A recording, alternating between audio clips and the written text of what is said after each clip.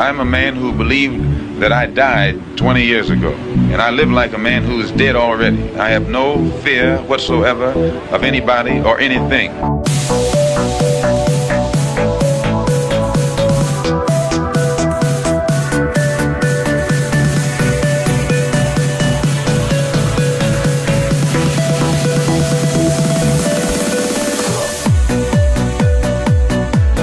Gary Webb. I am an investigative journalist, and in 1996 I wrote a series of stories entitled Dark Alliance, which was about CIA involvement in drug trafficking.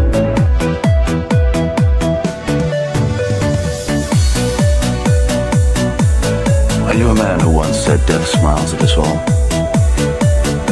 All a man can do is smile back. We've both been skull and bone, the secret society. It's so secret we can't talk about it. What does that mean for America? The conspiracy theorists are going to go I'm wild. sure they are. I don't know. I haven't seen the rest. Number 322. I sad duty to report this afternoon that my friend and colleague, Tim Russert, collapsed and died early this afternoon. I may die in this cell tonight or in the arena tomorrow. I am a slave. What possible difference can I make? And no official of my administration, whether his rank is high or low, civilian or military, should interpret my words here tonight as an excuse to censor the news, to stifle dissent, to cover up our mistakes, or to withhold from the press and the public the facts they deserve to know.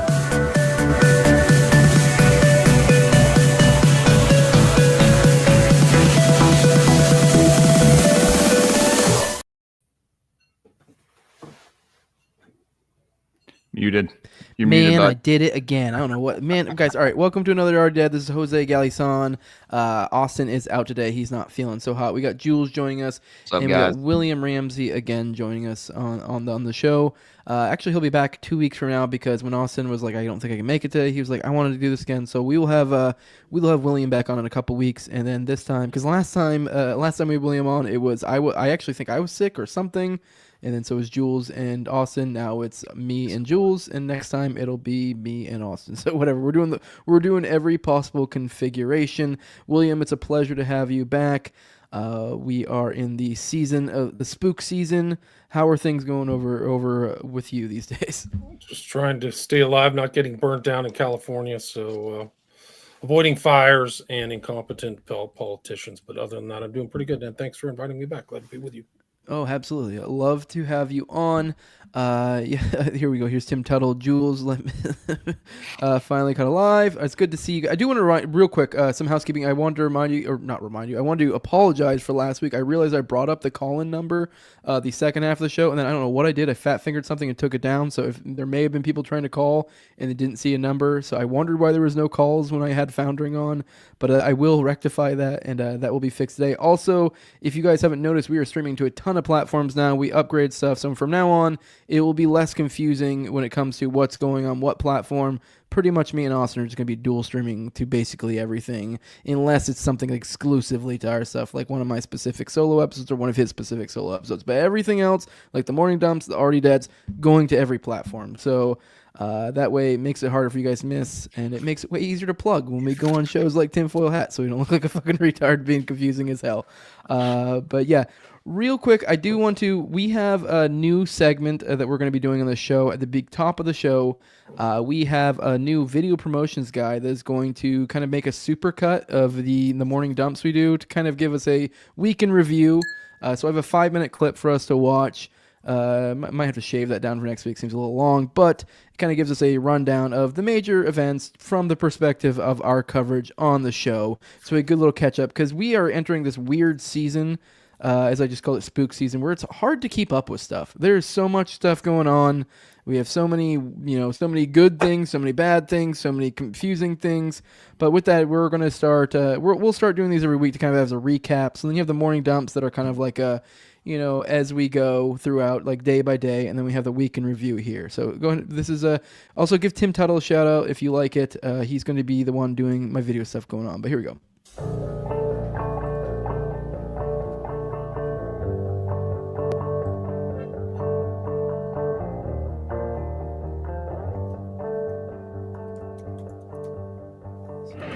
let's get into this. We're definitely going to hit the main beat of this, the Sam Altman stuff. I've been telling you guys, Altman, Oracle, Ellison, OpenAI, all the different shit. I would like to look into the kind of the especially kind of the basics, the kind of the who the fuck are these people type stuff. So if any of you guys see threads, articles, etc., videos, whatever that kind of give us insight into that, feel free to tag me, put it in the Rumble chat, whatever. Because I am that is something I'm interested in. This is a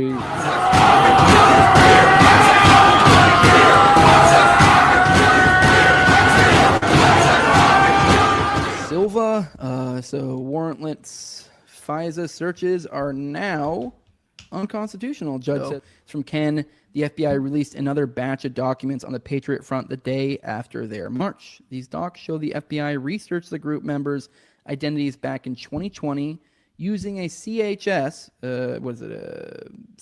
confidential human source. I'm coming to kill you! Border Patrol officers killed recently, which is kind of wild. Because we read that we had that other one that was, I believe, the southern border, and it was some weird German guy or something, or not German guy. I don't remember what it was. He was alleged. Teresa Cancelo, Youngblood, and Felix Bockhold received at least one of their firearms from a person of interest. Probably pause these throughout. Have you seen these at all, William? Have you seen the trans cult that's been a thing recently? Yes, the trans murder spree. Yes. Yeah, I didn't know if you've been covering it. I know this is kind of breaking this week, it seems, but I just figured we'd as we go, because this is a little bit longer, and so just kind of a recap of the thing. So just thoughts on that. Murder cases where details match. Well, I can tell you this: there is definitely a trans underground. Mm-hmm. And I've done a show called Transition to Kill. So it's about the subject of transitioning and violence. Mm-hmm. And it is international in scope. So before this whole thing kind of, I think the guy's name is Andy NGO, has been covering it. But before this whole trans murder spree died, there was somebody who's going to testify. He got killed. And then another part of this group killed a border guard between Canada.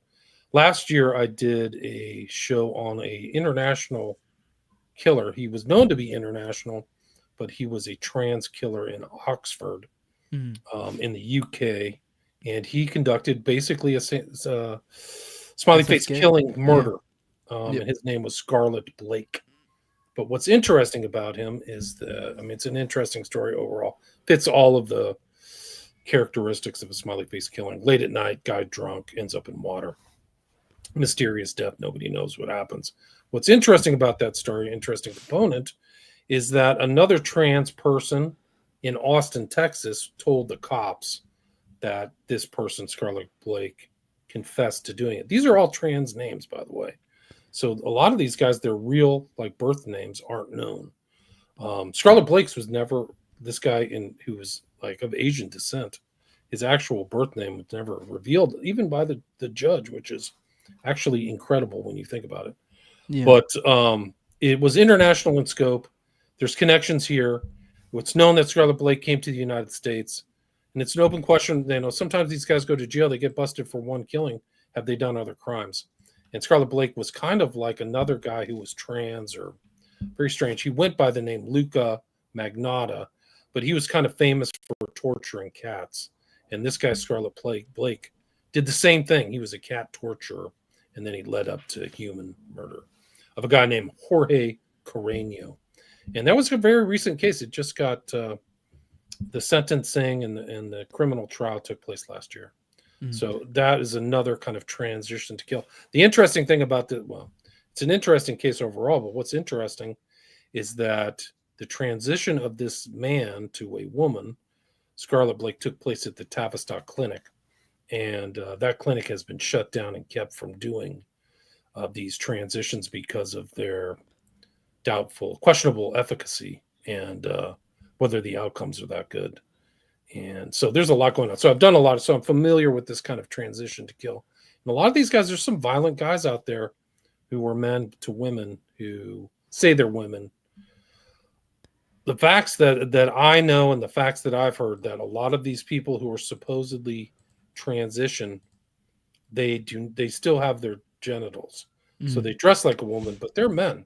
They have, they didn't get their testicles and penis cut off. Yeah.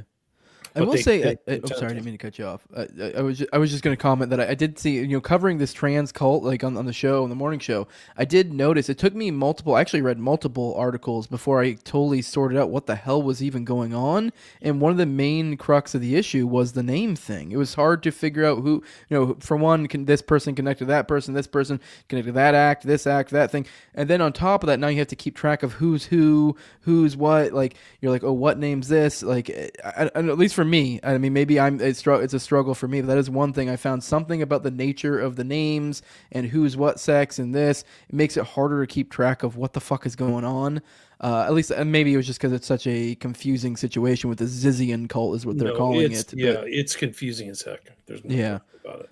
Yeah. All right. But the guy's name is Jack Minnesota. I mean, he faked his own death. Yes. So, like, this is very complex stuff. Like, these guys are acting strange, and there were things that happened at a camp in California. One of the interesting things about this case that kind of coincides with my research into Scarlet Blake is that one of these guys is also Asian.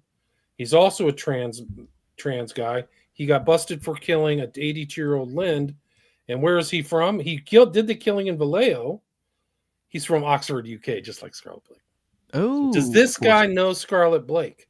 That's what I want to know. And are they connected? And have there been other murders tied to these guys? I wonder if there's too. Just one of the interesting aspects of this guy, Scarlet Blake, the person who told the cops that he was a killer is online working as a tranny prostitute. So I think he's on one of these prostitute sites, but also has the regalia of the Order of 9A. He has occult kind of stuff, the militant military stuff out in the forests with the mask, with the kind of right-wing mask. So it's getting weird. It's getting very strange. Like these groups, they have like Nazi regalia, black stuff, but they're not like white supremacists. They're trans activists. Mm-hmm. So anyway, look up Maximilian Bentley Snyder. Yeah, and that is the main character is what I think the nickname of him was. And he's not even the only one who faked his death. I believe it was Ziz and another character. I mean, I struggle to keep track of their names. It's too hard. But yeah, I mean, I believe two of them of that group have faked their own death, which is nuts. It's a very bizarre situation. Here we also have photos in this of this past week we had the horde of Palestinians returning to Gaza, which is we're in a weird situation now where we're in this Israel wants to go back to genocide, and we have on the flip side we have Trump that wants to just kick them all out or have them move, immigrate or whatever. Whatever voluntary immigration. So we're kind of between a rock and a hard place. And just before we started, there was also additionally, so I haven't had a chance. I'll probably digest it a little bit more tomorrow morning. But the idea of that, I guess supposedly he made some sort of statement about that now he wants to take over Gaza and America wants to take over Gaza, which doesn't sound like a good fucking idea to me. But just this picture alone, I feel like captures a lot the idea of all these people returning.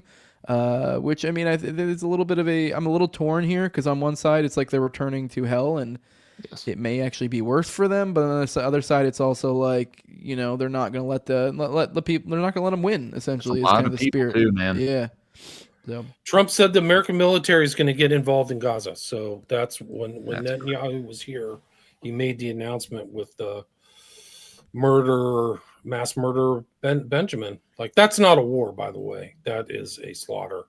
Yes. And you have 2,000-pound bombs being dropped by F-35s or whatever against guys with like Kalashnikovs and Honda, trucks or whatever. That's a slaughter. They call it a war. That's a bunch of 10-7. You can just add that to the list of all false flags in human history. And if you don't think your government would sell out a couple hundred people to start a war, you're naive. They've done it before. Done it once, they'll do it again. I was just reading about all the deliberations that happened before the Japanese attack on Hawaii. Like, they knew, FDR knew, like his staff, they're like, what should we do? Should we let this happen? And FDR's like, you just let it happen because it's going to happen anyway. Let's get the stuff out and let's do it. They knew it. It's a day that'll live in infamy. But a lot of people made statements about this. Just FDR. That's just one we can talk about. The Gulf of Tonkin was completely faked. Like there was no event. Like there were no boats. So these so-called boats that attack things, they didn't even exist. He just made it up out of like thin air and said it happened. It didn't even happen. It's funny how we're coming full circle, and I think we're, the PSYOP back then was like, oh, this thing didn't even happen, but we're at a point they're at a point in history where they can just say it happened, and who the fuck's going to prove you wrong? And now we're at the flip side where it's like, now they kind of have to do things that have no proof because I think there's sleuths online like me, you, Austin, that will like tear up their shit if they do dumb stuff. So they, that's I think why this, we're looking at I think the blue beam might be something similar along those lines coming soon, because it's like so easy to get away with. You just have a few lights in the sky, you make up a few stories. Who's going to prove you wrong? I mean, you control the airspace. You can kind of make up whatever you want, frame it to your liking. But yeah, that is. I thought that was kind of interesting. The idea of the Gulf of Tonkin was completely made up, but we've kind of come full circle where that's kind of. I think we're getting to a point where that might be the sort of psyops they have to do in the future. Is stuff that's kind of I don't know. There's not any physical evidence one way or the other. So yeah. I mean, it's incredible. It's incredible stuff, like what they've gotten away with. And Trump this is obviously the war hasn't ended in Ukraine, and now the U.S. is going to go into Gaza. Like, what the heck is going on? Yeah, and that's just tying us even more into the Middle East. Like, that's why the Knights of Malta is important, because these are the people surrounding him are literal. Like, it's not believable. You think it's fiction, but these are the offspring. Heritage of the Crusaders, literally Crusaders. Oh, 100%. So Hegseth, it literally who's the new Secretary of Defense, the Templar cross, Jerusalem cross on his chest. Wow. Yeah, we'll definitely get into that later, because we definitely want to touch on the Knights of Malta stuff. It's returning back to Gaza. And there was we talked about it a little bit yesterday. We're probably not going to talk about too much today, but we talked about it a little bit yesterday. We showed this photo that was kind of like, I guess, sort of inspiring in a sense, depending on how you look at it. And then I just saw, I believe it was yesterday, he shared it again, a different one, a more zoomed out one, and it's even more insane. Jesus Christ. Why'd you give me this fucking thing? I thought this was airsoft. I'm never doing that again in my life. Holy shit. Is the governor of California, who was just appointed to rebuild I don't know if you saw this, William. Nothing surprises me anymore. Yeah, this is over at your home. This guy, I mean, I guess we covered on the show that this guy has flown on the old Lolita Express. So surprise, surprise. And he's one of your rebuilders over there in Cali. So yeah, great. Yes. So great. What a They're going to rebuild with equity. Whenever you hear the word equity, somebody's going to get screwed hard. And that's what they're going to do. Those people lost millions. Like, it's a $250 billion loss, total loss. And nobody has said sorry, taken blame, or quit. It says everything about Bass, who's very suspiciously won her mayor race, and the recall of Gavin Gruesome Nero Newsom was suspicious too. Like, nobody likes him, but somehow he squeaks out these wins. It's really weird how that happens. The Democratic Party has about according to certain polls, you got to question them. Democratic Party has about a 31% approval rating, but they seem to find total almost parity with the Republican Party in voting. How does that happen? Yeah, it's funny. I actually was listening this morning, and I almost tweeted it out just because I thought it was funny. You said, anytime you hear equity, someone's about to get raped, and I just thought it was a funny little succinct quote. I don't know how what made you think of that, but I don't know. I thought it was funny. Well, because I remember North Carolina. It's the same thing happened in North Carolina. They didn't do anything. Trump, to his credit, released $2 billion worth of funds, but they said they weren't going to refurbish it due to equity. That's the people who ran our country for 4 years. What does this mean? Yeah, we gotta be You're equal. incompetent and stupid. Everybody knows there's fires in LA. They just had one in 2017. They didn't do anything to prevent another fire. They actually started making fire zones and things like that once this fire started, but it's too late. They're total losers. These are totally incompetent losers. A lot of these, they're talking about competency now because they're realizing once Trump is in office, there's so much loss and waste. There were I think in the Department of the Treasury, there were no pushbacks on requests for money, which means that I could have sent them a freaking bill for underwater basket weaving classes for $50 million, they would have sent it out. It's just total incompetence and corruption, just total waste of money. We're about to go bankrupt. So, I mean, here in California, if you get what you get because of fraud. So many of these races have been flat out stolen, and that's why they put Kamala Harris, in my opinion, into this thing, is because her political history is totally bizarre. Like, she did the same thing. Like, she's losing, and then all of a sudden, middle of the night, hey, we got enough votes, you're in. Like, crazy. So these are not the vote system in the United States is a ridiculous joke. And a lot of the people who are in office shouldn't be in office. They've stolen the elections. I'm sorry. Let's keep going. Chairperson, and you can see in this photo, you may recognize these two individuals.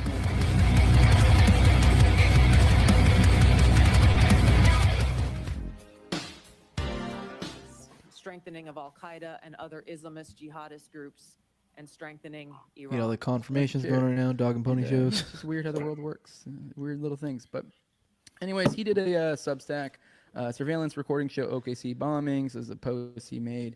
Here's a video. I mean, we'll go into the thing. It's down here, but he's got a couple videos before we go into it. Here's Danny Coulson, who I've told you guys about. As you can see here, objection overruled. Go ahead. For most politicians to have anyways.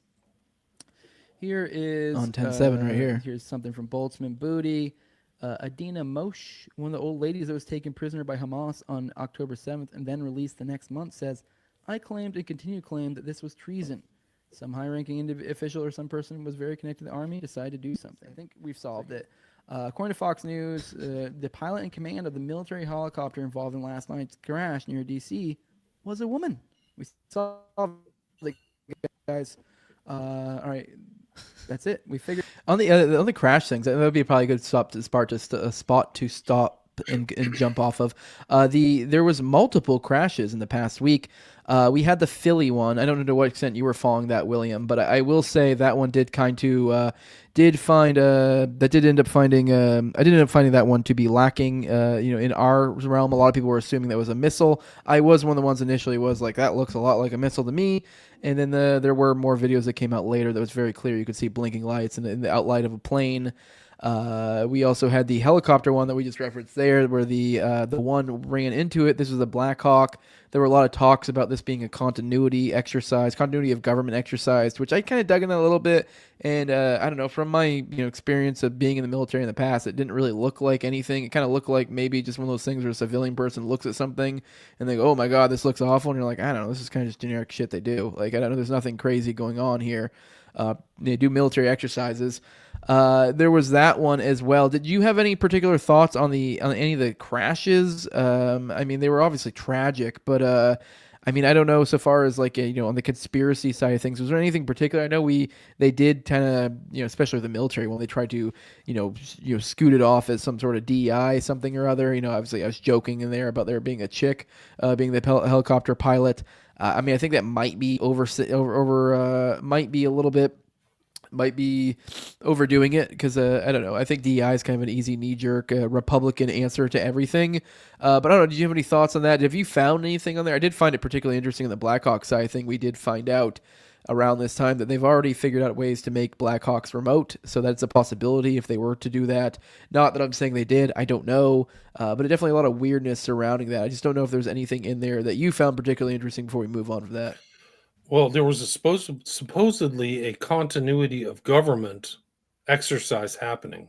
So why was that continuity of government exercise happening at night involving these people? And it obviously, I don't even call it DEI, it's DIE because it's the death of civilization. And it goes back, I think they were understaffed. It's that serious. It's not a joke. Like, they're putting stupid people in to places where they shouldn't even be just for color of their skin. They're not competent. They're not basically competent. I think that we have to go back through and get people, like, I'm going to call it the hot dog vendor test, which we give them a hot dog vending machine like an immigrant has. And I want to see them count coins. I want to see them do change, sales, keep enough money for upkeep, just so they can do fundamentally basic things, because some of those people can't do it. And they can't even show up for work. They have double jobs. So they're double dipping a lot. It's just insane. So that's why, and my understanding too from that event that happened in DC is they were understaffed at the flight tower because of DIE. They don't want to hire white people.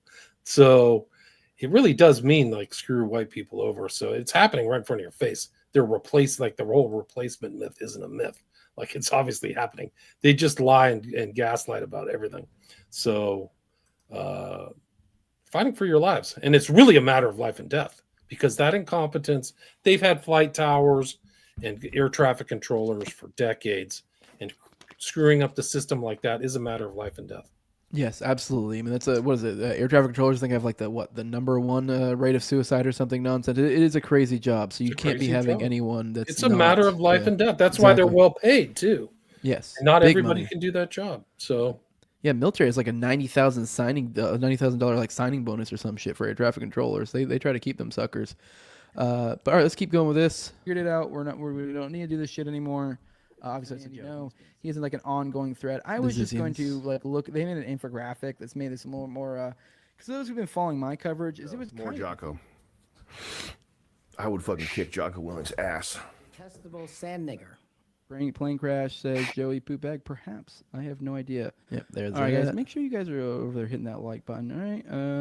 Let me see. All right, here we go. Here is from one of you guys. He says, I was just talking about continuity of government yesterday in different contexts. My buddy Black Eye, General Milley, was in charge of continuity of government at some point. If maybe a videotape. Maybe Barack Obama is gay. So, maybe. Information provided by the FBI's confidential source, NBC. Oh, there's a video. You can see it, obviously. I don't know if you've analyzed this one. You can see it in the top right-hand corner if you have it zoomed in. Let me see. Oh. Sorry, it doesn't. Continuity of government. Maybe a videotape. Maybe. Guys, there we go. See it? You guys see it? Top right hand corner there. You can follow it. You can see it real. See the top right there. Oh, excellent. You close it. That's the very top right of the thing. They say that Ukraine during the war received $200 billion to support the army, etc. But I just thought this. All right, the pause on that one. The $100 billion to Ukraine. This has happened in the past week too. We've given them almost $200 billion, and somehow $100 billion of it went disappeared. Now, my kind of way to write it off in my head is I think it's likely. Probably just that much bloat in government. I mean, don't get me wrong, there are definitely people on the take, stuffing money in their pockets along the way. But I think some of that is just kind of part and parcel with how this works. Like if you give aid to some other country, well, some entity has to then move that thing to there, and then someone, all these people have to put it together. And every one of these people are contracted by the government usually, and so now they're getting a cut along the way, and then that counts as part of the aid is my guess. I don't know if you have any particular thoughts on the absolute insane amount of money. Like literally, according to him, more money than essentially $100 billion went missing, and he supposedly only got $75 billion is what he claimed. So more money disappeared than got used in this war effort. I mean, either way, it's all getting money thrown into the fire. But either way, I don't know. Just something about that just adds a little bit of insult to injury. Yeah, it's just another scam on the taxpayer, just like what happened in the Afghanistan, withdrawal. They lost $80 billion worth of goods that could have been refurbed or taken out of there. So they're just run by total losers. Like these are shit people. These are garbage people. And it's just infuriating to see the incompetence and stupidity. That's really what it's really about. It's just stupid. You shouldn't be in position of power if you're stupid. Take an IQ test. And this USA, I mean, this is a good excuse after 3 years of a war that we're literally at the edge of nuclear war. Like the American public doesn't understand how serious it is. But because we invaded Russia, the cursed offensive is an invasion of Russia. But to see this guy grift and say, well, I just lost the money just like a good con man would is amazing. Like, oh, I just tell you now. Yeah, we lost half of it. Well, it's lost. He's probably got billions of dollars in, Luxembourg Bank and all this stuff. Yeah. How stupid is this? Like the people who engineered this war, it's a war. Ukraine is not an independent state. It's 100% held up by the United States. We're paying for like people's pensions and the police there and all that stuff. Your tax dollars work. People love this nonsense. Absolutely. Like I'm surprised there's not like marches in the streets over this. Mm-hmm. It just shows how passive and weak the average American really is, and they like to get scammed. I think they just like to get scammed because this is all this is. It's one big scam. COVID was a scam. the draw from Ukraine, with Ukraine war is a scam. It's just everything's a grift. There isn't anything that isn't a grift. It's all just a line in people's pockets. It's all and they did something unheralded. The Biden administration didn't pardon somebody for a crime. They just said a blanket pardon for anything you did. Like, it's not constitutional. So whether that's going to hold up in a court of law, we still have a functioning court, because they may be full of DIE morons who blew the election and blew a lot of the censorship cases, which could be concerning and should have riots in the street over that as well. Yep. Which also is another additional thing to show how dumb and passive the American people are. But these are things like they may not even get resolved because of the country's it's going to rot from the inside is really what's going to happen. And a lot of these people are going to make decisions not based on the cold, dispassionate application of the rule of law, but on stupid precepts like racism, equity, or, was it like this? The system's rotten anyway, so I can just do whatever I want. Just like all these cases against Trump, which were a joke. They're joke cases. A rape case is a joke. No, she absolutely. accused 20 people of rape. She's crazy. Like, I would have just if I was a judge, I would just go, "You're a crazy lady. What really happened?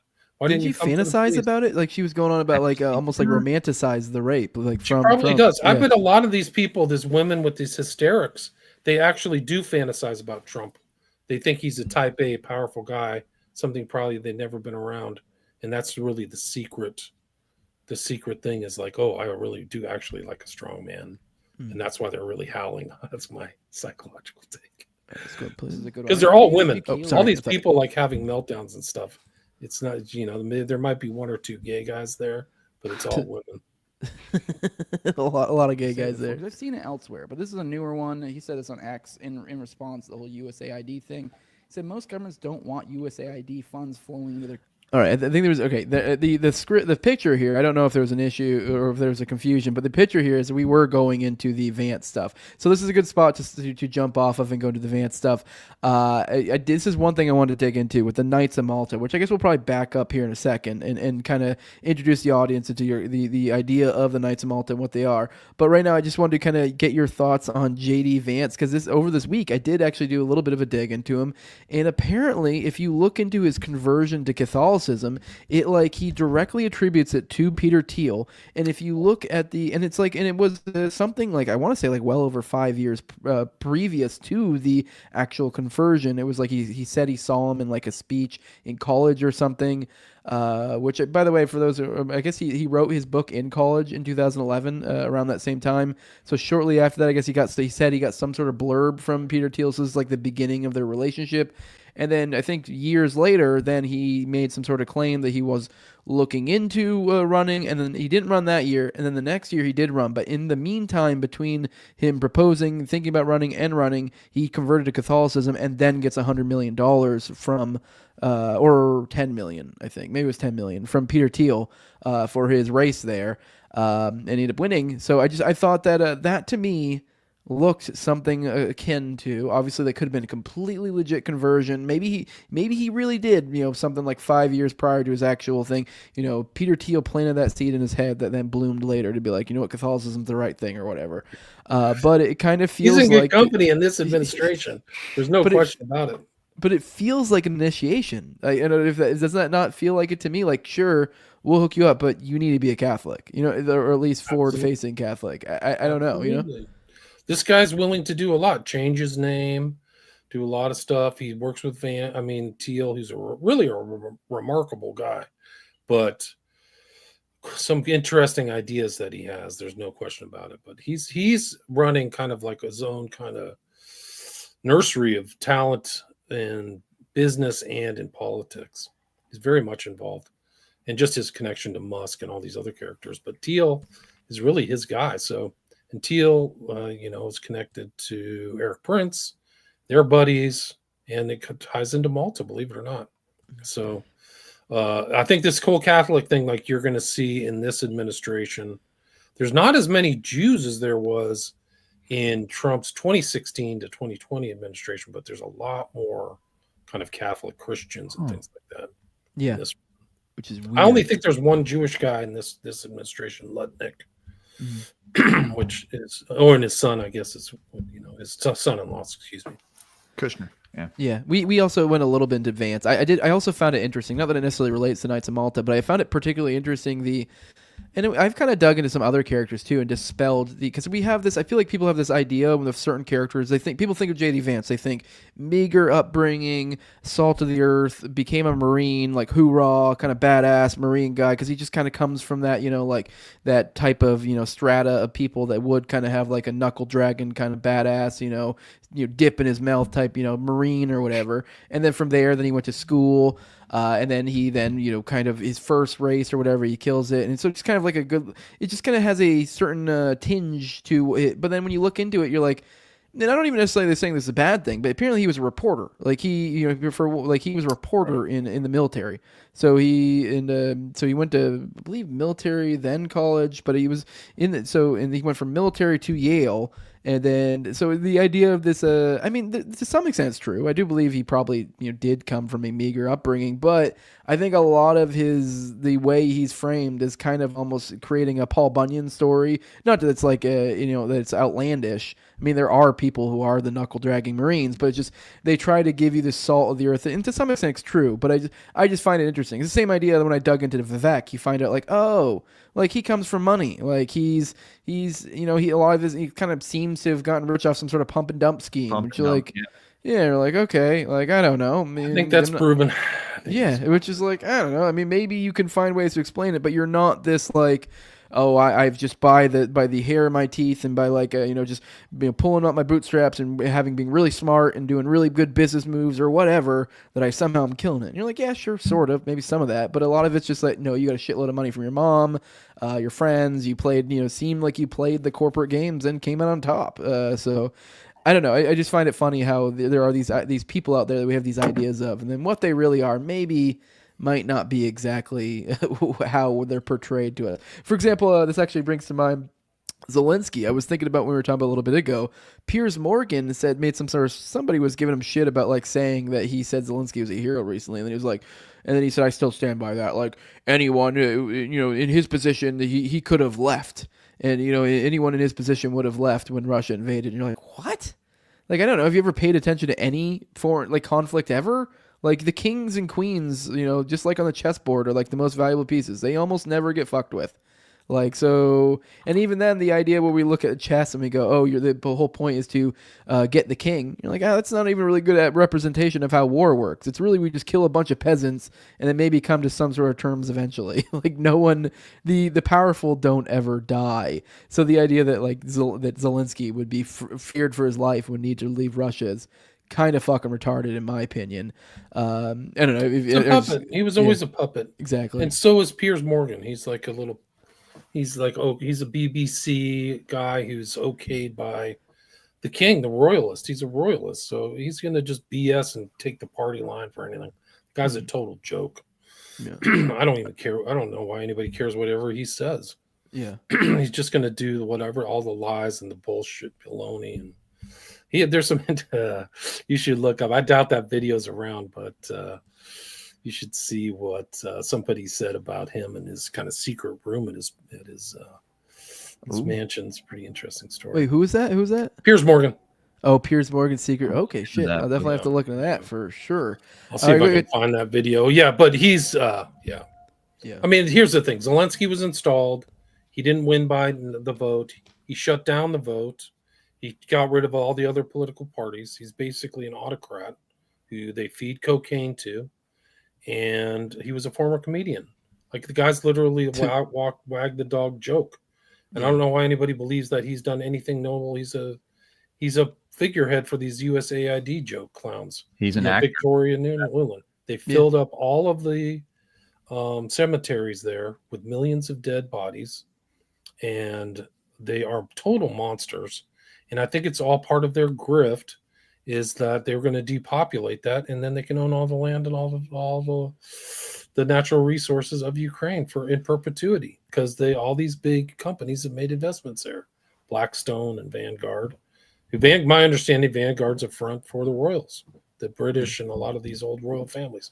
So it's just one big ugly scam. And anybody who thinks that these guys are talking honestly, that they aren't puppeteers, they probably have more strings attached to them figuratively than your standard puppet, like a marionette. Like it's a total joke. Like they're just propping these people out. It's just slop.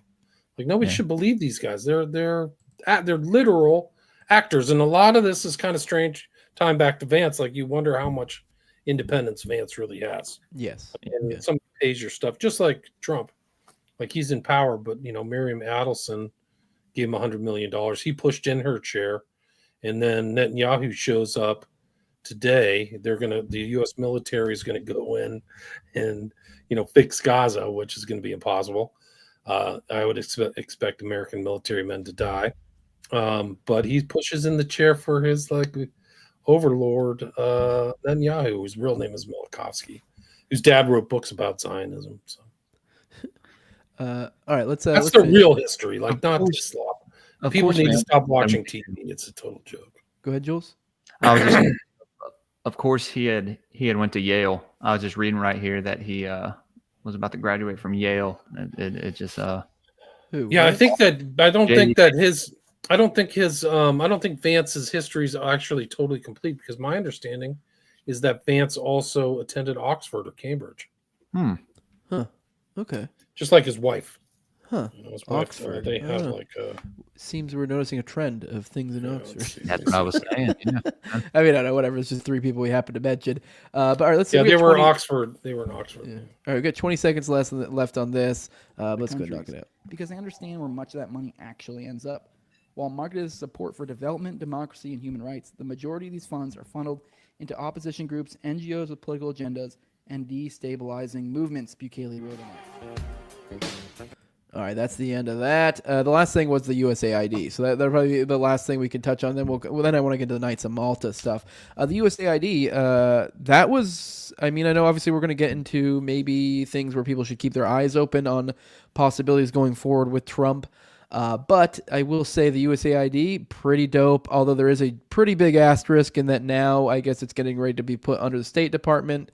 Essentially being run by Rubio. But I would assume that being put under a different entity would probably shrink it to some degree, given time to go through some stuff. So I don't know. Maybe it will end up just being just as awful later. But it seems like they shrunk it somewhat. It'd be better if it just disappeared. But I think this is an improvement. And at the very least, this kind of was an exposure to people that, even if they do resume operations, now it seems like there's a large contingency of people that are like, I know what you're doing now. I know what this fucking game is. You're not playing that. You might still be able to do it, but you're not gonna be able to do it under, without us knowing anymore. If you have any thoughts on that, was that a question? I was just asking your thoughts on the USAID. That on Trump getting rid of it. Thoughts on it going forward. They should just start clipping off so many pieces of the federal apparatus. It's all corrupt and it's gross. They should get rid of that, get rid of the Department of Education, get anything that isn't federalized, and return all the power to the people, to the states. Let the states handle it. Yeah. Save the taxes and cut down the debt. Just fire sale the whole thing, man. Oh, shit. Under the roof. Sorry, I didn't mean to cut you off. Dr. Roy said they just announced all USAID people are to be recalled home by Friday. I don't know what you mean by recalled home. To go, they're fired, or are you saying that Are you saying they're fired, or they have to return to? What do you mean by that recalled? That would make me think they're coming back to work, but I don't know what that could be good. It makes me sound maybe like there's something going on. All right, Knights of Malta. This is kind of the main thing. I don't remember if we talked about this. We talked before. We're gonna, I'm gonna be going back into full head again. This perfectly touched into the topic we're planning on going on. So I've been listening to basically all of your Knights of Malta coverage. So I'm looking forward to talking to you about this specifically. We kind of touched on it a little bit with the Teal thing. That's kind of what I was reaching at, but I didn't want to fully dig into, or the Teal JD Vance, because it feels kind of like an inundation into the Malta world. Because I know with what's his face with Teal, it is I don't know if we know for sure whether he's not or not. It looks like maybe he's tried to or is. We just don't know for sure. There's not any confirmation. But he's definitely palled up, like you said, with Eric Prince, Blackwater, and other individuals that are super clicked up or are straight up confirmed Knights of Malta. But I guess kind of a good spot to start is kind of what is Knights of Malta for the audience? I'm not assuming they know what we're talking about here. Yeah, it's a knighthood that's in the Catholic Church. It's under the Holy See, and they are located in the Isle of Malta, south of Sicily, kind of directly in the center of the Mediterranean. And their heritage goes all the way back to the Crusades, and they were in the Holy Land. And they aren't the Knight Templars, so don't get a mistake with the Templars who supposedly, they got wrapped up in the 14th century, and there's still remnants of them. But officially, they were wrapped up in the 14th. So this is different. They have a longer name. It's the Knights Templar, the Knights of Malta Hospitallers of St. John. They have a specific Maltese cross. And they were, after the Muslims took over the Holy Land, they went to Cyprus, the Isle of Cyprus, then to Rhodes, and then to Malta. So they've been involved in a lot of skullduggery, anti-Muslim skullduggery for the Christendom, really. And there was a huge siege of Malta by the Ottoman Turks that were kind of successfully repulsed and resisted in the 16th century. And that knighthood kind of still stays today. So they were actually overthrown by Napoleon in 1798, but their legacy or heritage is all the way up to the present. There's 13,500 members, and they pervade a lot. It's international in scope. They're heavily involved in certain countries, but a lot of the royalty of West of Europe have a tie to support or are members and are Knights of Malta. And some of the more notable people are King Charles III, right? So the former Prince of Wales. So that's kind of a connection to the British royal family, but a lot of royal families in all these other countries, Germany, Spain, France, Austria and Hungary, even Greece and Italy, all these other aristocrats from these countries are Knights of Malta. But what's interesting about them and why they're relevant is not that they're not a kind of defunct, dead aspect of the Catholic Church, but there's a lot of people in our present culture and in the Trump administration who have direct ties to the Knights of Malta. And some of them, we mentioned Eric Prince Teal to Prince, who have worked together, but also Steve Bannon worked with a guy named Burke, who's a known cardinal in the Catholic Church, who's also a Knight of Malta. Some of these guys from the Heritage Foundation, who's a very hard conservative Catholic, are there. But also the new spokesperson, he's the new counselor to the president. Kelly, if you remember Kellyanne Conway from 2016 to 2020, the woman who fills her role now is named Haba, Habba. Her dad is not only a member, but a ranked member of the U.S. version of the House of Malta. He's actually an interesting character. He's a Chaldean Catholic, so a part of the old Christian Middle East, before the lines of the current states in the Middle East were established. But this is a list, and you'll see so many famous names in here that are Knights of Malta.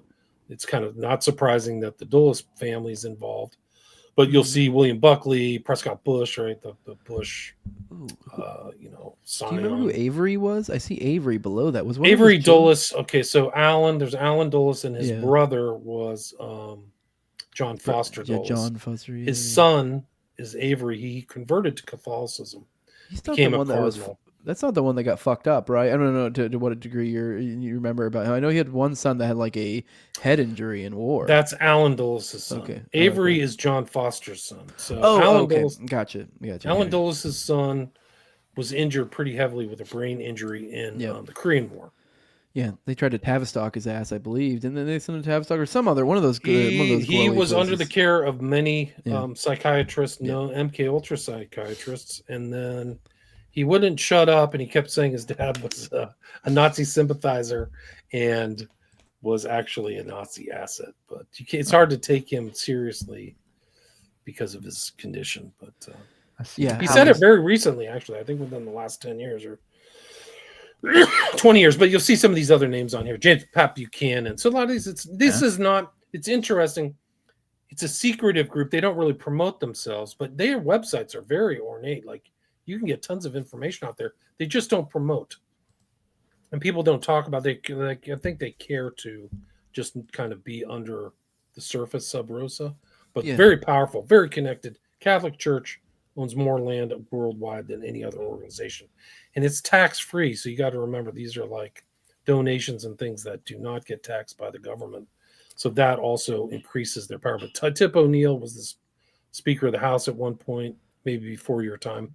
But interesting tie over to the Nazis, like Reinhard Gehlen, who was really one of their chief spies under the Nazis, who ran the kind of portfolio that handled spies in the Soviet Union. Is that the one that Alan helped get out? Like, I believe Alan. Yeah. Okay. Cool. Yeah. Galen. They and were Alan friends. Yeah. They were buddies. Yeah. Also, another interesting one is Himmler. Himmler, who was kind of like what was they think. So there's this kind of interesting tie between the Catholics in Germany, who were Nazis as well, and the Knights of Malta. And so it kind of makes sense, like these rat lines were managed through the Catholic Church. It makes perfect sense that probably went through some of these monasteries, like to get out to South America, were through Knights of Malta assets, or certainly Catholic assets. Yeah, no, this gets dark real quick because this has ties to like Gladio. I mean, probably one of the. It is Knights of Malta. Probably is Gladio. Is Gladio? Yeah. Yeah. So you see Colby and all these other characters are there. Haig is in there. I mentioned him in an earlier show. Like, Haig was on the board of MGM. He's a Knight of Malta. He did the green light for Red Dawn. Like, I know it's probably before your time, but this paranoid, the Soviets are invading the United States. The Red Scare. Yeah, he was part of that. So that's part of the culture creation, that these guys, Haig overlaps with so many things, Watergate and all this stuff. But you see Kennedy, Kennedy joined everything, the Kennedy father, Joseph, J. Edgar Hoover, who literally ran the kind of domestic control of the country for 50 years. Like, he was incredibly powerful, really smart guy, amazing guy, really dark actor. But the people who ran this country loved him, because if you crossed him, man, you're in trouble, real trouble. Yeah. Which another point that I kind of want to get at is this also ties into characters like Jimmy Savile, which I'm sure if we get other characters, we could find other awful people in here. But I find that particularly interesting because of the incredibly obscene sexual nature of Savile's crimes, and kind of how that, honestly, that, like, I don't know if, I'm not sure, I've never dug into Savile enough. I don't know if he ever went to full on SRA territory, but I know he borderline was there. He was a member of a there. satanic ring. Yeah, there you go. Isn't he connected to the process too? Yes, he worked for the process. There's a process episode about Savile. Yeah, he makes all the. We'll get into this. He makes all the satanic gestures. Yeah, he's initiated. He was the seventh son of a seventh son, so literally a witch. I was just about to say, all the stuff he would do on TV, like the way he would speak, to the way that he would move his little wand that he always carried around. And I'm seeing names in here like the Habsburgs and the Pallavicini. So you got a lot of black nobility tied into this as well. Yeah, Borghese, Bonaparte tied to Napoleon. I mean, Bertie was a saint. He was the head of the Knights of Malta. They're trying to make him a sainthood. Angleton, right? Yeah, the guy who probably James had the Jesus Angleton. Yeah. Oswald. I mean, all these guys. Bill Wilde, Bill Donovan. Oswald? You're saying Oswald was a Knight of Malta? No, but I'm saying that Angleton had probably the main files on Oswald. He actually knew he was. They had Kim Philby, who's one of the Cambridge Five, so one of the big Soviet assets, who kind of was a huge traitor. He's a mole. He's like literally incredible spy. But a Maltese guy, Malta. Yeah. Clay Shaw, right? Do you know Clay Shaw from the JFK? JFK, that was like the guy that Garrison prosecuted, right? Yep. Name rings a bell vaguely. Yeah. Sinatra, some of these names people know, some people know. Icoca was a huge. Henry Luce, who's involved in all kinds of Skull and Bones. He's probably in every secret society on earth. Yeah. But as a member. So what I want to touch on about the Savile point that I was getting at is you said that, like, this is, like, right here, this list or the Knights of Malta is Gladio, like, essentially the methodology of things like what Savile might be up to. I kind of have a sneaking feeling that also kind of is Gladio to some extent, in the same sense that things like drug smuggling are Gladio, because I mean, this is kind of like people already have sort of accepted this concept of that, like, the feds will do off books, like, drug smuggling or whatever, to be able to raise funds for other black book operations or off the books operations, and that's kind of, I think that, I mean, people need to expand their consciousness and think a little bit further than that. What else is there? There's human trafficking, there's other stuff, and I think Saville kind of provides an insight, and then his connections to Malta of like kind of. That is sort of, I also think, maybe obviously we're jumping from some like, dots here, but I do, I've, seen other dots, plenty of other dots that kind of lead me to the belief that I think to some extent this is Gladio. I mean, it might be intrinsic to Gladio, but it's a component of Gladio. This seems to be part of it, whether it's just for funds or if that is kind of, I know, the more I dig in deep into this stuff, the more I think, for these deep, dark elites, that's kind of maybe sort of part of the point for them because they're just sick fucks.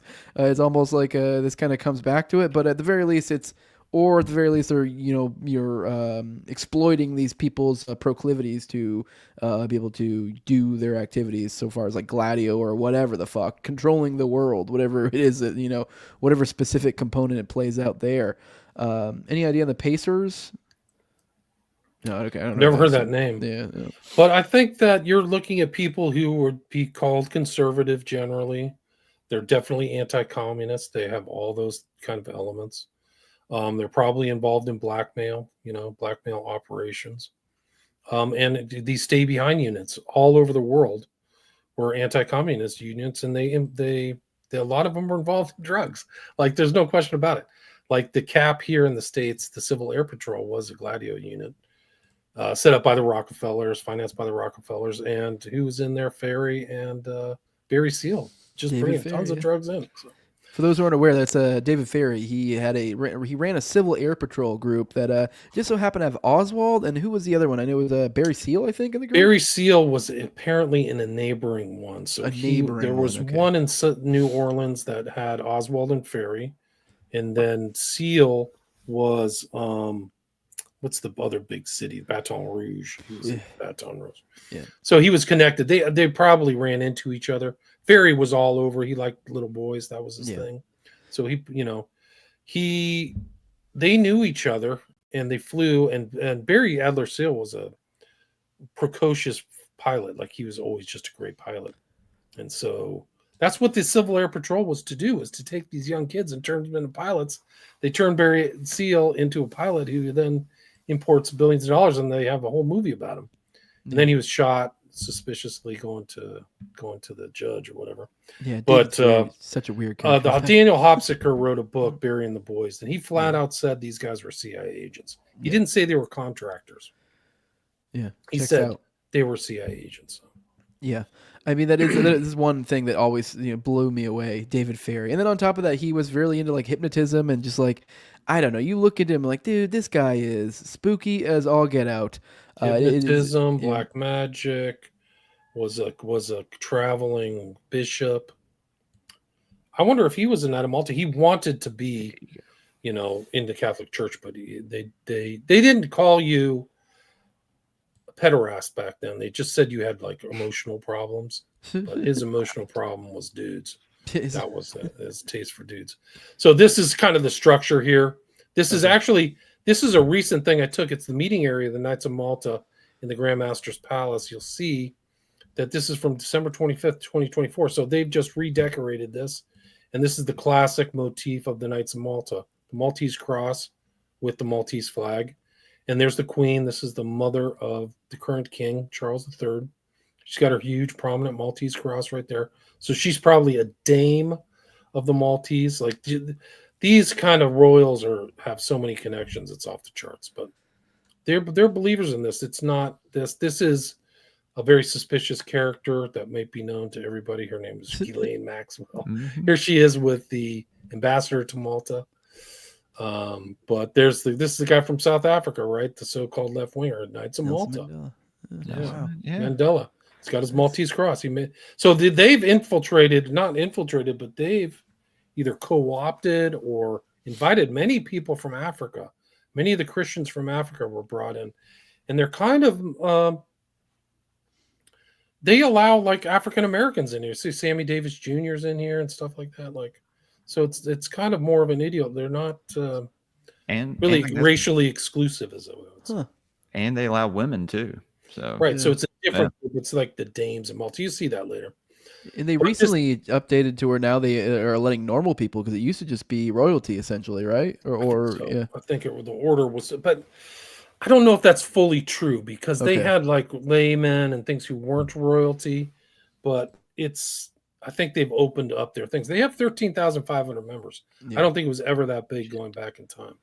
Yeah. Like this is the story of this is essentially the way it's, if you talk to someone, say, I don't know, Catholic that knew about it or something, they would frame it as almost like probably something similar like Shriners or something, where they're supposed to help with which even then those are Masons, Shriners, so there's a deeper story there. But the idea that they're usually helping with some sort of hospital or charity or something along those lines is usually to jump off the AID thing we talked about a long time ago. It's kind of like, what's it? Bukalele said that like maybe 10%, actually goes to some sort of good cause. I'm not saying that is the case with the Knights of Malta. I have no idea to what extent they actually do, good things like charity or whatever. I'm sure they do. They do.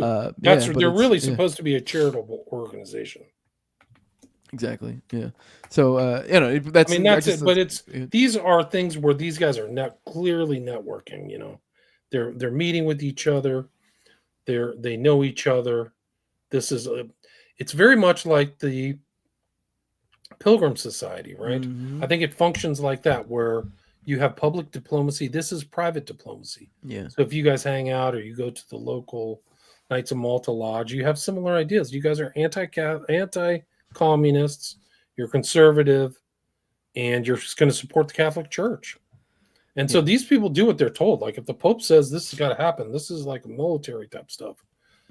They'll ace you. They will freaking ace you in a second. Yeah, the Pilgrim Society was more like England, like an England entity, whereas it's this is more of a Catholic entity, right?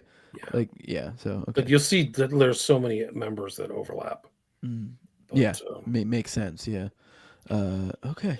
Here's like the Cirque, if you know Gladio and things like that. That's David Rockefeller. But this guy's a great researcher, Darren from Twitter. I'd suggest people follow him. But like you see this overlap of Opus Dei too, which is a secret society within the Catholic Church. Otto von Habsburg, famous last name, right? Oh yeah, the Habsburg dynasty. So these are like people who structured the Pan-European movement. They're part of this kind of private diplomacy that the Knights of Malta are. I think it's definitely a charitable thing. They're all over the place. I think they're in Gaza, Ukraine, all over. But here is what's his face? Reinhard Galen with his Knight of Malta cross, right? White on red. He's a true believer. See those colors? There's pictures of this guy in the United States, like under different guises. He's really something else. But yeah, Galen. So that's what the Isles of Malta is, really 3 separate islands, but that's what they look like. There's the Malta, Gozo, and Comino or something like that. And Valletta is the main. It's really beautiful. Apparently, I've never been there. But and one key thing is a lot of these big people will apply for citizenship, right? That's how this works. Exactly. I'm glad you said that. Yeah. So that's how become a Maltese. Teal is trying to get his Maltese citizenship. Yeah, which was the connection I was trying to make earlier. Is once again, he's clicked up with people, but whether he is one or not, I don't know. But he did try to get citizenship, which is kind of which becomes a big thing. Tax free. They have they're basically essentially they have like a carve out in the UN. They kind of have these weird explicit benefits of being Knights of Malta. So real quick, I did want to let you guys know the phone lines are open 941-281-5857. I'll be bringing the banner up and down because I didn't want it to block out the face and the William and the bottom of this, but we'll keep going. If anyone has a call, go ahead and we'll keep going, and I'll answer in the behind the scenes, and we'll bring you on in a minute. But let's I'm sorry, I didn't mean to cut you off. I'm just letting people know that's open. But I mean, their main cathedral, St. John's Cathedral, is beautiful and ornate. Look at this. These are all knights with their own kind of mausoleum or headstones for their deaths. 400 tombstones, each inlaid by colored marble slab bearing crest, coat of arms, and epitaph of a buried knight. So the history is real. Like it's really beautiful. Yeah, church. I've never been there. I was about to say that's beautiful. So this is from Metadoxy online. You can find some good stuff on Twitter about Twitter's actually become an actual research thing instead of a commie hellscape. Yeah, that's what I've been using for all my morning shows. I just find threads, and it's mostly just Twitter. Great. Yeah, and they're not censored. They're not taken down. Like, right. It's the culture of these left-wing people. They are antiseptic. They don't believe in free thought. Like, the culture's horrible. Like, we've lived through it. I lived through the censorship. I was trying to get an old channel back today. But that's what they really believe. They believe they're doing the right thing by censoring. Oh, yeah, there was a question earlier. Somebody was asking about your channel specifically. What's the situation with that? Well, I'm off of YouTube. I'm permanently off YouTube. I'm not going to be nanny stated by them anymore. So you can find all my stuff on X. I stream to X and Rumble and Rockfin. Okay. So you left of your own volition, or did you get nuked? Well, I mean, it's been a rocky relationship. It's like having a crazy girlfriend or something where, like, you don't know what's going to happen next. They literally, like, went through something where I was talking about elite child trafficking, and they said that was harassment and gave me a strike from a show I did like 6 years ago. Yeah. Like, what? You're bringing that up now? What?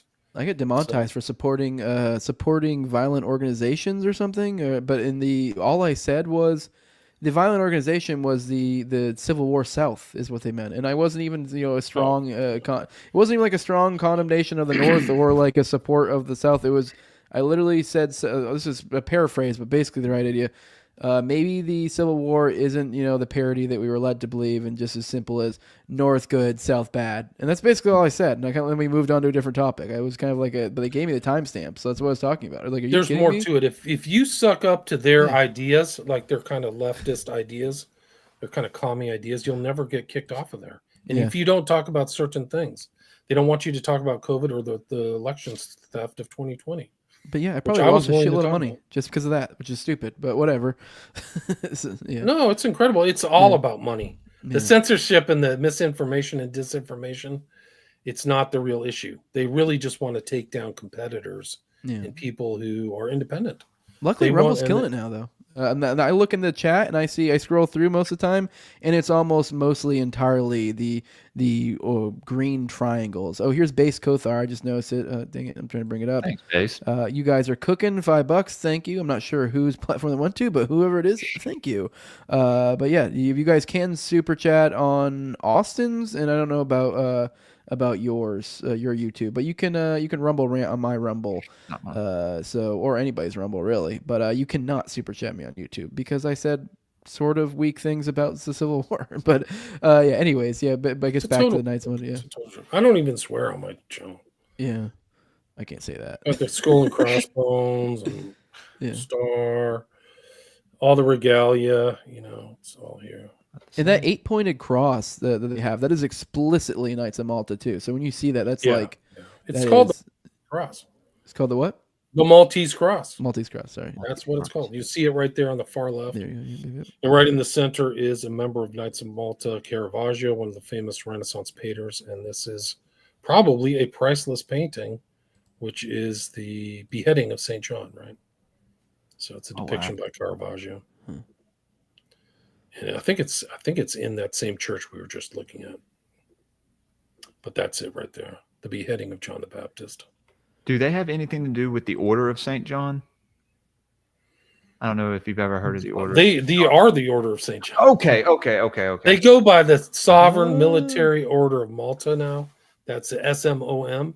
But their long name is the Order of St. John of Hospitallers or something like that. They have a very long name. But they're just commonly referred to as simply the Knights of Malta because that's where their location is. Right. This is a painting by Titian. You can see a guy pointing to his Knight of Malta, Maltese cross, and he has the Maltese cross on his medallion. And this is in the Uffizi in Venice. And there's Sammy Davis Jr. He's got his Maltese cross. Interesting guy, not afraid of secret societies, that's for sure. There's an infamous picture of him with LaVey and Michael Aquino. Yeah. They used the Maltese cross in this movie. What I can't remember. The Umbrella Resident Evil. Yeah, Resident Evil. Yeah. The Umbrella Corporation. Cross. And there's tiles like we were talking about Pilgrim Society and all these other secret societies. This is the head of the Knights of Columbus. So the Knights of Columbus is a huge kind of Catholic lay I was group. just about to ask you about them, William. That's And fun. this is the guy. He's a member of the Knights of Malta and the head of the Supreme Knights of Columbus, which have a lot of power. They have like tons of life insurance and funds, like billions and billions of dollars in retirement funds, which means they got a lot of clout. So his name is Patrick E. Kelly. And you'll see these kind of overlapping: War College, commanding officer, Navy, and also head of the Knights of Columbus and the Knights of Malta. Huh. So the Knights of Columbus goes all the way back. 1.9 million members, 15,000 councils, and $109 billion in life insurance in force as of 2020. And this entity enters directly to the Pope, right? And then how this works? They all do. They're all loyal to the Pope. If you're a real Catholic, the Pope is kind of like, whether you're a Dominican or a Jesuit, Pope is the boss, man. He made it to the top. Yeah, but he's like literally sent dictates for this group before. So it's literally, I don't know if he created it himself or what, but I forget the specifics. But he has provided dictates of some sort to this entity in the past. So, and not just in a generic, because we're religious. Like, so it is kind of like they set up their hierarchies directly under him, and not just in a religious sense, but in like a literally that's their lead, like the leader of this group, which I guess is kind of the same thing. The leader of the Knights of Malta? Yeah, or not. No question. They're under the Holy See. Yeah, but they have kind of a different hierarchy and kind of structure. They're supposedly independent, so they're not directly like loyal or whatever part of the structure, and they're kind of like they're almost like their own nation without kind of a home. I think is the way they're viewed. Yeah, but yeah, they've had recent battles. We will go. They're in the slides. He's had battles with the Knights of Malta, their leadership, and who's going to lead it. And I think he kind of like had a little tiff with them. It wasn't that. I think it got resolved. I didn't know that screwed up. Wow. But $109 billion is not chump change. That can like change whole corporations, and it's worth more. It's like incredible amount of money. This is a 16th century. Knights of Columbus significant? We just did that. Just talked about it for a second. Okay. All right. It just overlaps. This is the head of the Knights of Columbus. His name's Patrick E. Kelly. He's getting inducted into. Oh, I'm retired. I missed that Malta, part. Yeah. So that was it. Okay. This is the new head. He's from Canada. His name's John Dunlap. You can see the Knights of Malta. This is a hand gesture. That means I've been initiated. It's bled over into the occult, but he's basically initiated in something. Whether he's been initiated, they may have a darker initiation ritual, but he's a member.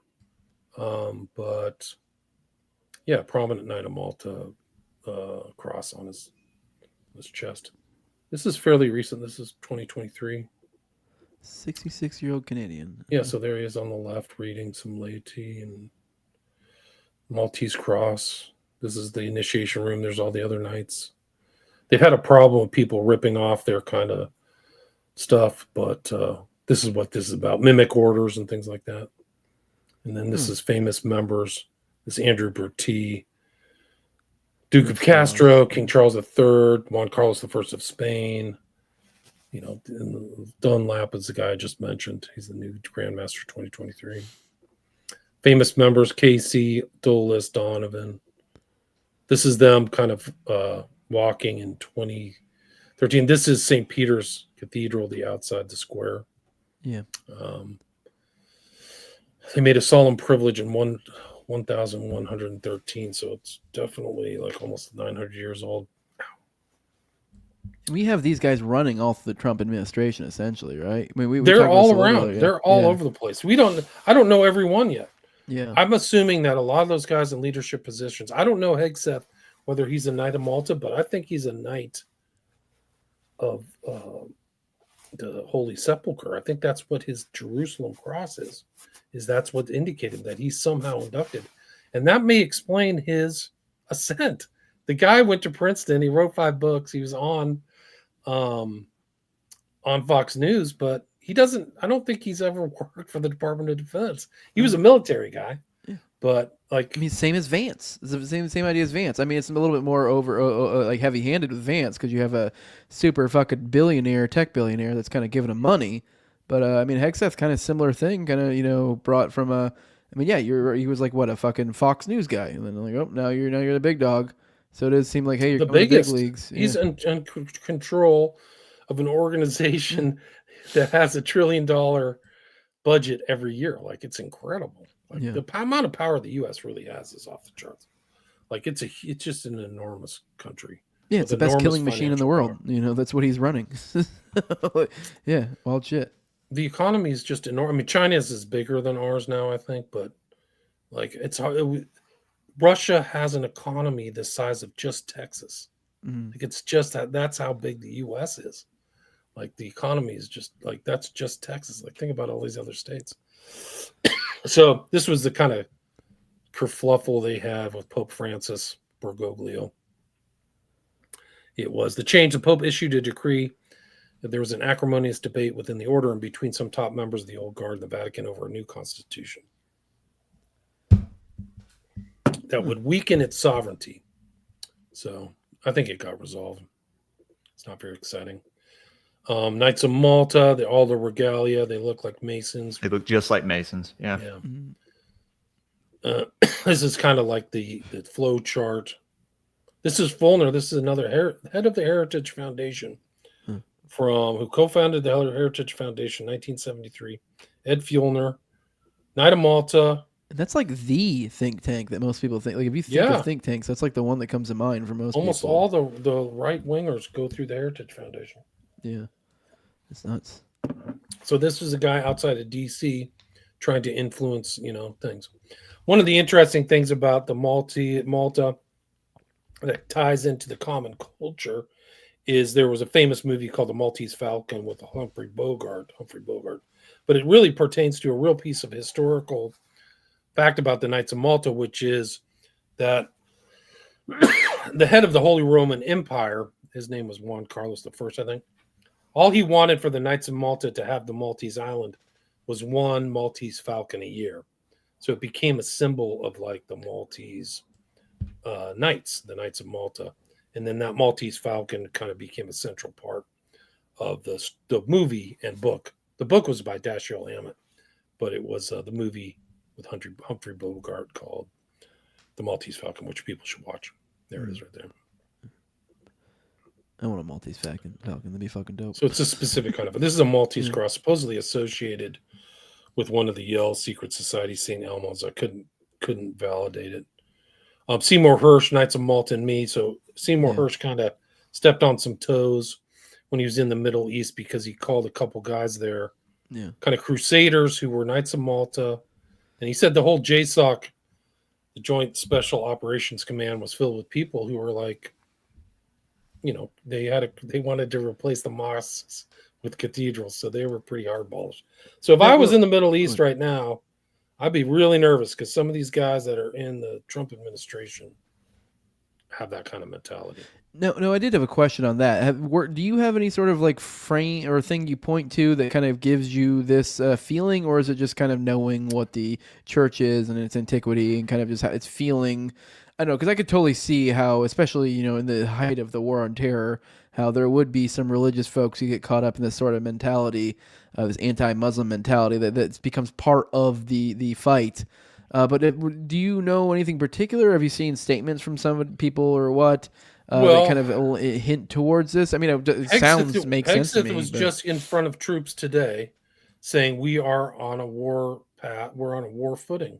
We're a war footing organization. So this is not the DIE, pick your gender type stuff. So if he's putting on war footing, I think it's a cultural change too. Like you're getting rid of the chaff and stuff. So he's emphasizing that publicly. So that would be something, that would be it. I think Trump's decision that he's going to move the American military into Gaza is incredible. Like they're getting involved in that conflict. But we've already basically, the battle for Israel plays out in the U.S.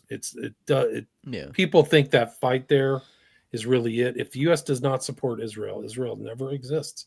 It never would have existed in 1948.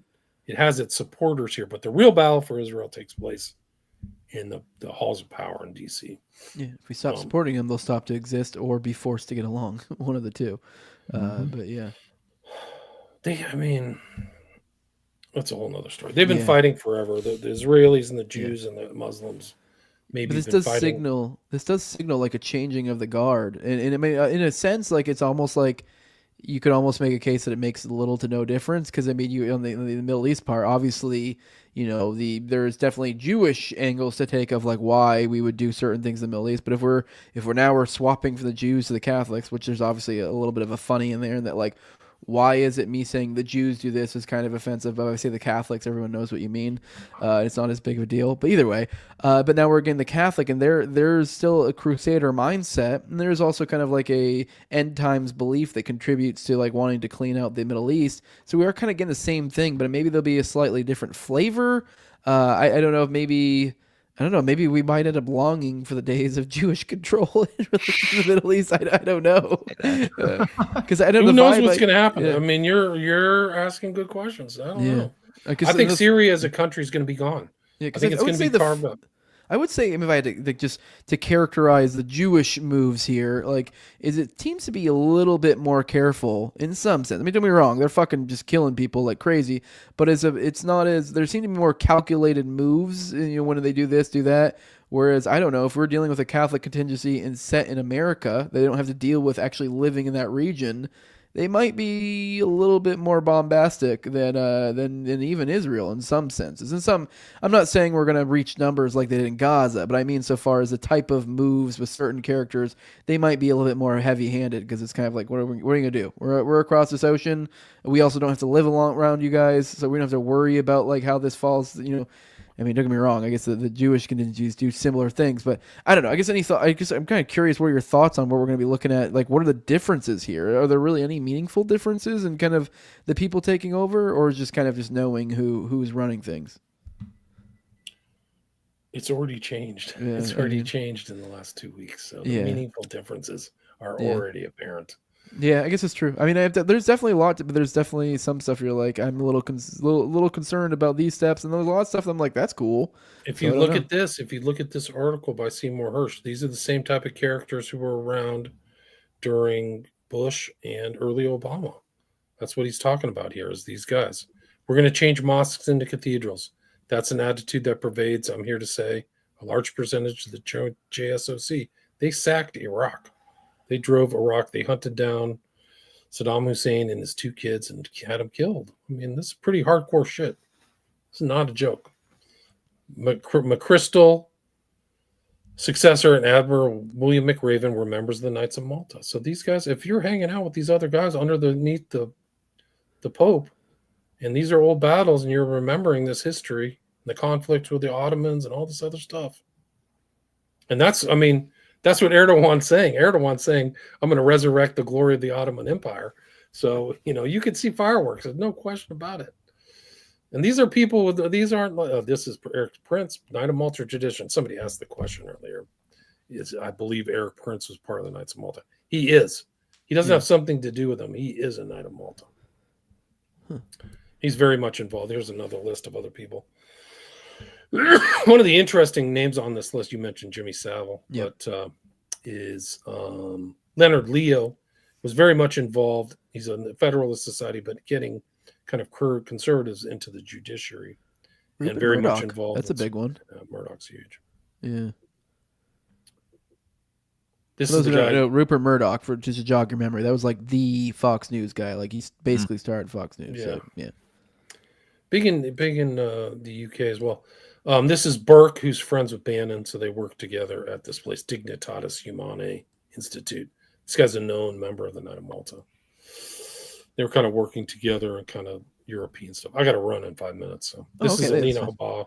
That's perfect timing, actually. Yeah, good. Then this is her making some statement fairly recent, but maybe because she's the daughter of the Chancellor of the U.S. Knights of Malta. He calls it a Christo-fascist arm of the Catholic Church that sided with Hitler in World War II. I don't know if that's true. Yeah. I mean, the fascists were Italians and Nazis, so I don't know. The left uses the word fascism in a weird way. Mm-hmm. to mean nothing, really. Yeah, it's not the dictionary meaning. It's the leftist dictionary meaning. Yeah. So this is her dad. This is her with what's her face, McCartney or whatever, Kelly Conway, and this is the dad getting initiated. Here's his Knights of Malta. Like this is crazy. There's his name right on the website. You can go check it out. The Order of Malta, American Association, Saad Haba. He's a Chaldean Catholic. It's really interesting. There's Haba with the next FBI director, Kash Patel. This is Eric Prince when they tried to blow Trump's head off in July. He was on this assassination hearing. I don't know. Some of these other guys are Knights of Malta. Maybe they are. Bongino. Dan Bongino, yeah. Maybe he's a knight. This is Seymour Hersh. He had a little tangle with the Knights. I saw Sean Ryan up there. What was that about? Was there something Sean Ryan? Well, Prince was on the show. Okay. This guy is sus as heck. This he glows. Yeah, glows in a big way. Oh my god! Across the universe, dude. Yeah, like Power of Small Country, probably. I mean, when they pop in like that, and they're like the #1 podcast in the world. Yeah. Somebody's helping them. Yeah. They're like, oh, dude, I still can't get over the fucking the smuggling story of his. That's the one that I just like. I don't know, whatever. Maybe I can kind of be like, oh, I can kind of find a way to understand or explain away things, like about you being a glowy. But if you're like, no, I got out of the CIA, and then I was fucking doing international drug trafficking over in this. Okay, dude, yeah, I'm just gonna admit this live. Like what? Yeah, I'm gonna committing international crimes, and I'll just admit it on fucking. What's the statute of limitations? This is the overlapping knighthood. So some of this just isn't common knowledge. This is the Knights of the Holy Sepulchre, so it's a different order. It's about the protection of the Pope and supporting the Christian presence in the Holy Land. So that's what they're involved in. And this guy Fjellner, who we mentioned earlier, is a Knight of Malta and a Knight of the Holy Sepulchre. And the Mont Pérolin Society, all these other things, which are, these are other things. This is fairly, Dolan's always on stage in New York whenever Trump's around. This guy's friends with Trump. And here he is talking about the Knights of Malta in November 2024, not that long ago. They do their magnificent apostolate rather quietly and humbly. Oliver North, Knight of Malta. Oh, shit. There's Hegseth with his Jerusalem tattoo. Yeah, those are pretty heavy-handed, aren't they? I mean, that's not playing around. So that's prominent. So I think we kind of know where this John Roberts, that's the head of the Supreme Court, walking into Knight of Malta. So these guys are connected, man. Wow. Yeah. Alan West, Templar, Sovereign Temple of Jerusalem, a Knight of Malta or something. I don't know. I guess this isn't the Maltese cross, but he's a Knight Templar. I guess they're back in order again. Yeah. That's the King of Jerusalem. So that's the King of Jerusalem, Supreme Ruler of Jerusalem, Crusader state. So he's literally wearing a Crusader. Oh, that's that King of Jerusalem thing is exact. Okay, yeah, there you go. That's what you're doing. Yeah, that's it. Yeah. And then James Carter died on January 9th. His service was January 9th, 2025. He has the same cross, right? Life of James Earl Carter. So his background, I wonder if he's a Knight of Malta. That may explain a lot of these guys who get into political powers, that they got into these powerful organizations. And the Pope said, okay, make that guy friggin' senator or whatever. Like the Catholic Church is super powerful. Mm-hmm. Mm-hmm. This is their Knights of Malta involvement in Ireland. This is just another guy. This is an ambassador from the Knights of Malta to the UN. So they have a UN presence. Teal is the head of the steering group on the Bilderberg group. Oh, yeah, I forgot about that. He overlaps with all this stuff. He's in the steering committee, and so I'm assuming that this sounds like that would mean they steer that entity towards where they want it to go, and Teal's running that. Right. Facebook founding director Peter Thiel. You forget that he's involved in Facebook. And pal Eric Prince funded Cambridge Analytica. So they're involved in all kinds of these little public relations, unquote stuff. Manipulation with Bannon. So there's a nexus. There's no question. Peter Thiel, major U.S. political donor, said to pursue Maltese citizenship. Eric Prince is advising Trump from the shadows in 2017. Club of Rome. This guy was a famous actor. He was in Gunga Din. Douglas Fairbanks. He's dancing at a Knights of Malta ball in Palm Beach. Trump has his thing. There he is. There he is with Nancy Reagan, and Grace Kelly. Knight of Malta. This is the Prince of Wales. This guy was passed over, but he's at a Maltese thing in 1933. Welsh Priory, St. John, and they have a presence in the city of London, right? So this is called Clerk in Well Priory. Didn't you say King Charles's dad was one as well, or something? Or maybe I missed. His mom definitely was, because we saw a picture of her earlier. So I think that, I don't know if the Duke of Edinburgh was. Okay. Clerkenwell Priory, they have their own museum of the Order of St. John in London. So there's the city of London. This is a hospital. This is German on the Via Doloroso in Jerusalem with the Maltese cross.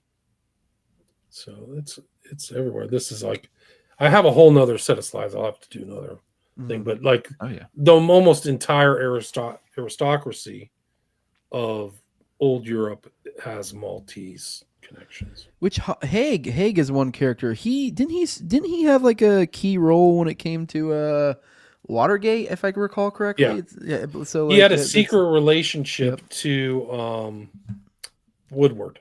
Yeah. Nobody ever said that. They had Woodward was a 09 Order of Naval Intelligence or something. But he and Haig were like old buddies, but it never came out in the public. And that was another kind of fraud that they put out, that like Woodward and Bernstein were like little gumshoe, reporters, but Woodward had a very interesting background. Yeah, so it was a coup. Source. There was a right-wing coup to take out Nixon, I think is what happened. Exactly, yeah. They took out 3 presidents in a row. So Kennedy was taken out in 1963. They told Johnson, you can't run again, so he just quit. And he quit. And then Nixon got taken out. And then I think Nixon went to Ford, right? And then they tried to blow Ford's head off. And then twice. They tried to blow Ford's head off twice in a month. It's almost never talked about. Wow. I didn't know that. Yeah. Yeah. I didn't know that either, to be honest.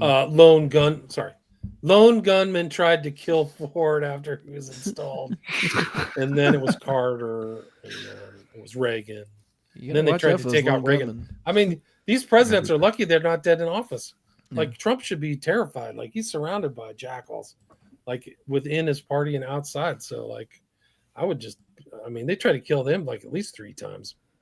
Like, I don't know, like you talk about a remote controlled helicopter. Yeah. He just said, that's a whole nother story. He seems to think that Iran is out to assassinate him, but I think he's just getting terrible information. Like, is he really getting good information? Like, I don't know where he's getting his information from. Yeah. Anyway, I got to run, guys. Yeah. Okay. Yeah. I figured you might want to it looked like you were trying to get to finish the slides, and there was only a few left. But that's fine. William, want to let people know where they can find you, and we'll get you out of here. Yeah. William Ramsey investigates top 0.5, like top 30,000 podcasts in the world. They do a lot of different investigations on a lot of different subjects, true crime, occultism, etc. You can get my 5 books on Amazon, or you can watch my 5 documentaries on my Patreon. So it's William Ramsey Investigates Patreon. All right. Well, appreciate you coming on. I think me and you will probably Jules probably take a few minutes and go through these, but I appreciate you, popping on, William. But I guess we'll probably go through the chat a little bit, maybe hang out for 5-10 minutes and get out of here. Cause we didn't really, interact with the chat as much. We were pretty enthralled in this. So, but yeah. And I need to get you on my show soon. Yeah. Anytime. Just let me know. Yeah. Just to talk about Valley and some stuff. Email for anybody. Email is the best way to contact me. So for sure. I'm actually pretty active on X too. But my email's simple: William Ramsey Investigates at protonmail.com. Okay. All right, guys. All right. Good night. Peace. All right. See you, William. Appreciate you coming on. Sorry. All right, cool. Well, let's pop through the chat real quick. I mean, we were very focused in on that. Man, we got some good numbers. People showing up today. Yeah, right. But that was an interesting, dude. You got a Rumble rant. Do I? Okay. I was. Fire Pixie. This is a great episode. Thanks. Thank you, Fire Pixie. Appreciate you showing up as you always fucking do. But yeah, no, that was a fun one. I mean, you guys seem to like it. Just looking at the numbers, this is one of those ones that seem to do buku numbers. So just found your channel, Sparky Sparks. I really enjoyed your video on the Process Church of the Final Judgment of the Temple Solaire. Well, thank you. Just kidding. That's not me. That's Austin. So you are probably watching on Austin's channel. So that is the Underclass podcast. If you want to, you can follow me over at No Way Jose. Me and Austin do 2 shows together. We do the Morning Dump and we do Already Dead, and they stream to both channels. So that's why you're seeing this. But I also have a bunch of my own content. If you want to come on over to my channel, No Way Jose, you can check out that stuff as well. But whatever, if you're following Austin and you have notifications on, you'll get notified whenever I go live for Already Deads or Morning Dump. So your choice. But yeah, that's but anyways, this is let's man, I'm scrolling through the chat here real quick, guys. I felt bad. We didn't really interact that much. I mean, I didn't even have the number up, but we were really stuck into that. Any thoughts, Jules?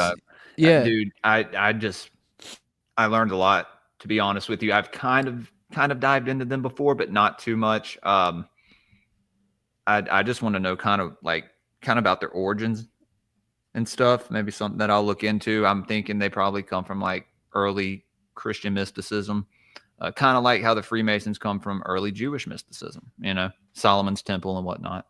So, man, it's fun learning about this shit, Yeah.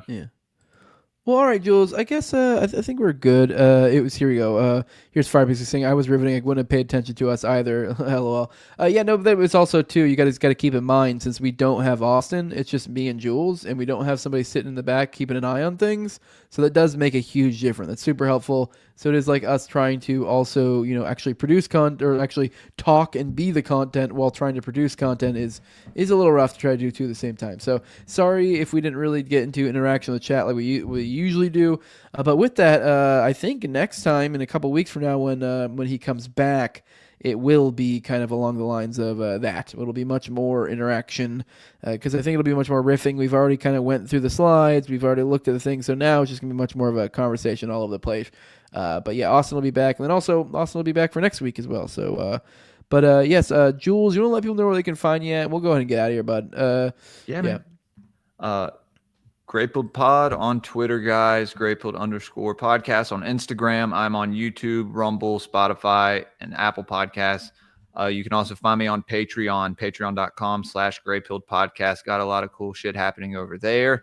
Dropping 2 Elohim etymologies this week. So y'all look out for those. Doing another one this weekend. Don't have any shows planned for this weekend, but I'm sure I'll be doing something Friday night, Saturday, and then Sunday night. So yeah, stay on the lookout. All right. Well, I appreciate all right, guys. I appreciate when you showed up today. I do want to remind you guys, I forgot to do this again. I forgot to pay the bills real quick. I do want to remind you guys to go to No Shave Co. Use Jose at checkout. Cheaper product. It's a better product from a company that doesn't fucking hate you, that supports your values. I mean, it really is. I'm not fucking with you. This is like really great shaving stuff. Like, it's better product, cheaper product. I mean, that's really all I got to tell you. And you're a silly goose if you use anything otherwise. But yeah, I do also, if you guys want to support what I'm doing, you can support me over at patreon.com/NoWayJose2020. The lowest level is $2. That gets you the early access to the episodes, like the Vegas episode recently. I'm behind a little bit right now, so I actually don't have one, so sorry. But you also, on these Already Deads, if you'd like, you can come on to the call-in portion, and you can be a talking head, kind of like me and Jules are right now. And then also, it gives you an ad-free RSS feed in there as well. I know a lot of people don't like the ads that go along with my podcast host, but I mean, if that's the case, then then just pay me $2 and the ads are gone. If anything, I might actually lose money on that. But yeah, the highest level is my sponsors. I read them off every episode. My co-host on Tower Gang, at Tower Gang Toad. Also have at Abrogate D's. Also at ZOVRACK, at _Infinite Zeal. Also have Tim Tuttle, at Jolly Klebold. Then Will Bell's Delicious Blueberry Rabbit Eye Wine. Then big fan of the show, Torrin May. And then at INWARD Lover. Make sure to like, share, subscribe, comment, all that good stuff. If you are listening to this on an audio podcatcher, please leave us a 5-star review. It helps out a lot. But yeah, make sure you hit that like button. Yeah, follow me on Twitter at Tower Gang Jose. Bobby says, good job, guys. You know what Nadeau cares about? Defending you from Jules in Lexington, Kentucky, because he will suck your dick. I don't know when that happened, but all right, man. I totally forgot. Okay. All right. Anyways, guys, we're getting out of here. A fire episode. Jose and Jules. Love you guys. Everyone's saying they love you. Thanks, guys. Love you, everybody. With that, guys, we're out of here. Deuces. Watch out. Don't go to any glory holes in Kentucky because you might find Jules there. And with that, we're done. Deuces. Try to suck you off, man.